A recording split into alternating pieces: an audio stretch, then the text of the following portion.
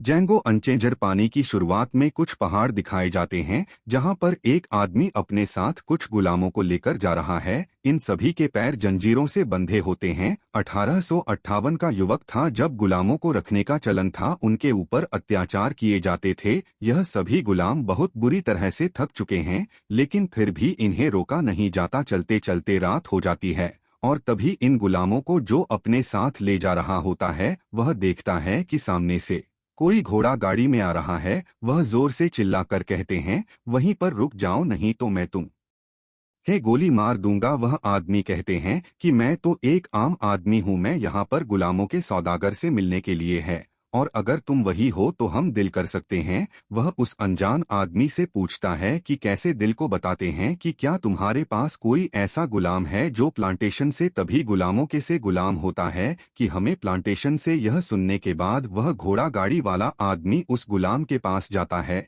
और उससे पूछता कि तुम्हारा नाम क्या है। वह बताता है कि मेरा नाम जैंगो है। इस घोड़े गाड़ी वाले का नाम डॉक्टर किंग होता है। डेंगू से तीन भाइयों के बारे में पूछता है जिनके बारे में जैंगो ठीक थी बता देता है, लेकिन हो जाता है जिस आदमी की जिस गुलाम की तलाश में वहां पर आया है वह यही है जिसका नाम जैंगो है। उसे पूछा क्या तुम प्लांटेशन जाना। वह अपनी पत्नी को किसी भी कीमत पर वहां से आजाद करवाना चाहता है। अब यहाँ पर जो इन सभी गुलामों को ले जा रहा होता है वह डॉक्टर किंग की तरफ गन तान देता और उसे गुलामों से बात करने से मना करता है। डॉक्टर की को गुस्सा आता है और वह आदमी को गोली मारकर मार देता है। यहाँ पर उसका भाई भी होता है जिसे वह गोली मारकर जख्मी कर देता है। इसके बाद डॉक्टर किंग उस आदमी के जख्मी भाई के पास जाता है और उसके अंगों को खरीद लेता है। यहाँ पर जितने भी गुलाम हैं उस सब के सब आजाद हो चुके हैं क्योंकि यह आदमी भी कुछ ही देर में मरने वाला है। इसके बाद डॉक्टर की मांगों को लेकर शहर आ जाता है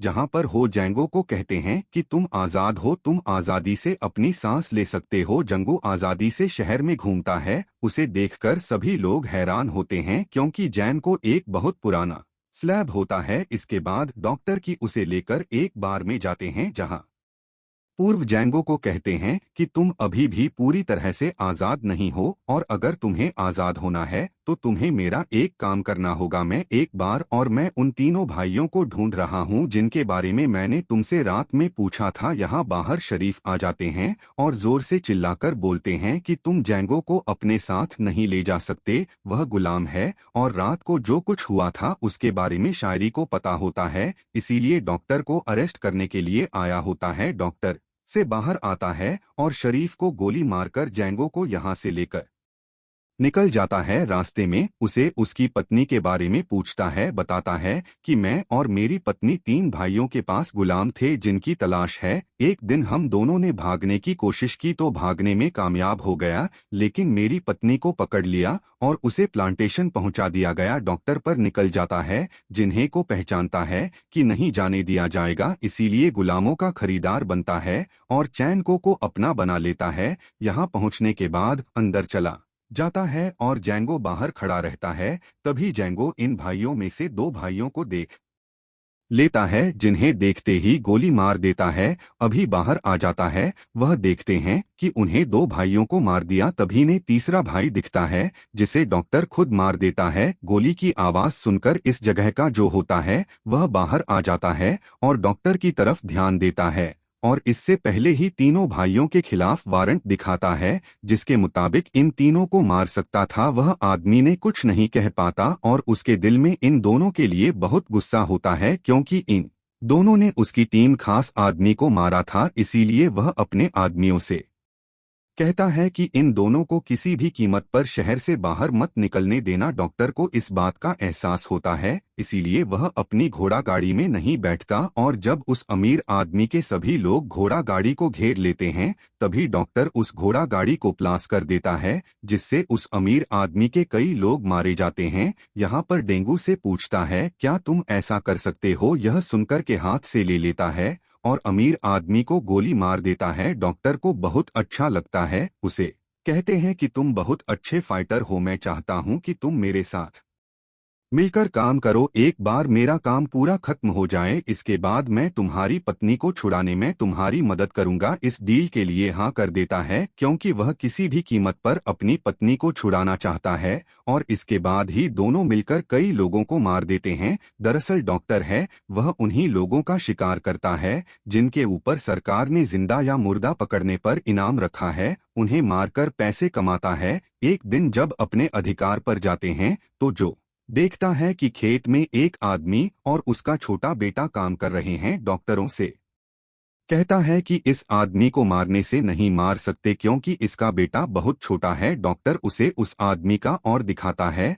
और डेंगू से कहता है कि तुम यह मत सोचो कि इस आदमी का बेटा छोटा है, तुम यह सोचो कि इस आदमी ने कितनी मासूम लोगों को मारा होगा। यह सुनने के बाद जैंगो ना चाहते हुए भी उस आदमी को मार देता है। अब डॉक्टर जैंगो की वजह से बहुत पैसा कमा चुका है और वह अब डेंगू की पत्नी को छुड़ाना चाहता है जो प्लांटेशन में है। लेकिन यह सब इतना आसान नहीं होगा क्योंकि प्लांटेशन का जो ओनर है जिसका नाम केंद्र इन है वह अमीर होने के साथ बहुत पावरफुल भी है। लेकिन डॉक्टर जानता है कि वह काले गुलामों की फाइट करवाता है जो कि उसका शौक है। डॉक्टर जैंगो से कहता है कि मैं केल्विन से मिलने के बाद उसे कहूंगा कि मैं भी गुलामों की फाइट करवाता हूं और तुम्हें मैं अपना फाइटर बनाकर इंटरव्यूज करूंगा। इसके बाद ही दोनों की दोनों उस जगह पहुंच जाते हैं जहां पर केल्विन गुलामों की फाइट करवा रहा होता है। डॉक्टर केल्विन से मिलता है, उसे बताता है कि मुझे भी फाइट का शौक है और मैं तुम्हारा सबसे स्ट्रांग सबसे बेहतरीन गुलाम फाइटर खरीदना चाहता हूं। केल्विन उससे पूछते कि तुम मेरा फाइटर कितने में खरीदना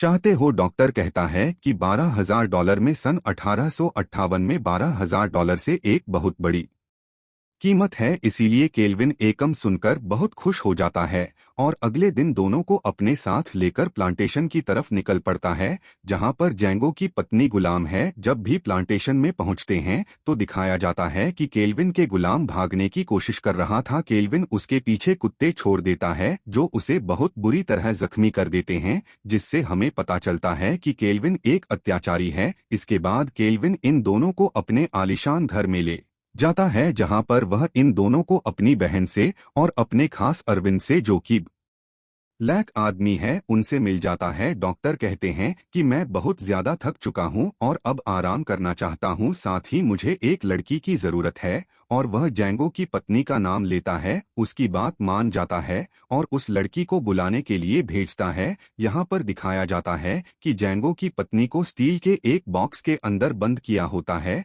जिससे उसकी तो चल रही होती है, भागने की कोशिश की गई थी इसलिए उसे यह सजा दी गई थी। इसके सामने क्या जाता है आती है, वह तो बताता है कि मैं और तुम्हारा पति जैंगो यहाँ पर तुम्हें छुड़ाने के लिए आए हैं। इसके बाद उज्जैनगो को बुलाता है। डेंगू को देखकर वह इतनी ज्यादा खुशी और भावुक हो जाती है कि बेहोश हो जाती है। अब रात को इस सब के सब खाने के लिए बैठे होते हैं जहां पर जैंगो की पत्नी जैंगो को डॉक्टर और सभी बाकी लोगों को खाना सर्व कर रही होती है क्योंकि वह इस घर में सब वेंट है। डेंगू और जैंगो की पत्नी एक सभी को यह लगता है कि यह एक दूसरे को पसंद पर यहाँ पर केल्विन का एक खास नौकर होता है जो कि ब्लैक आदमी है। उसे शक हो जाता है, वह समझ जाता है कि कहीं ना कहीं यह दोनों पहले से एक दूसरे को जानते थे और साथ ही टॉक उत्तर और जैंगो इसी के लिए यहाँ पर आए हैं। खाना खाने के बाद डॉक्टर केल्विन से कहते हैं कि अब हम दिल की बात करते हैं, मैं 12,000 में तुम्हारे सबसे स्ट्रांग फाइटर को खरीद लूंगा, साथ ही मुझे यह लड़की भी चाहिए जिससे तुमने मेरे रूम में भेजा था, यानी कि जैंगो की पत्नी को, क्योंकि इसे जर्मन आती है